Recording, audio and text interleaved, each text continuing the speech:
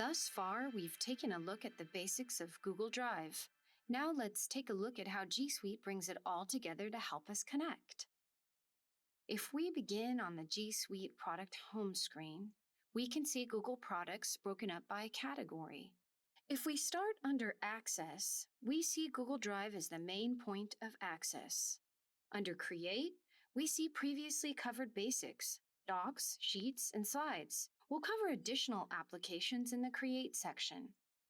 In Connect, we see the products we'll be talking about in this section, and in Control, we see special controls included in the paid G Suite product. Let's take a moment to discuss the differences between the paid and free product.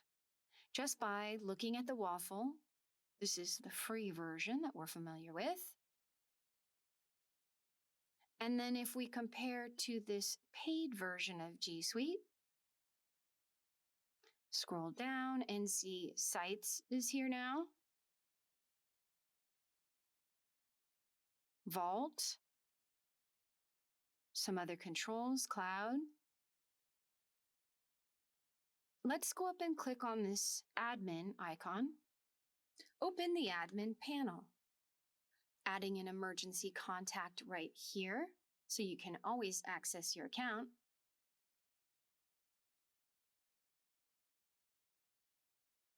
G Suite has 3 levels of pricing depending on your priorities. Here you can review features including 30 gigabytes of storage and enhanced security, dedicated URL and email address, 24/7 support, group calendars, and see what's of interest to you. Simply scroll to the bottom.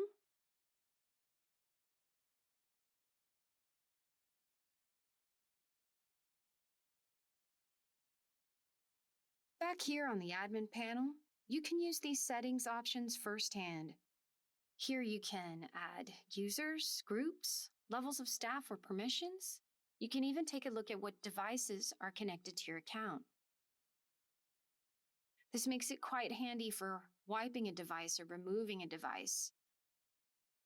And you can continue to customize your experience further, creating a dedicated URL or email address, downloading custom apps, and even accessing the 24/7 support right here.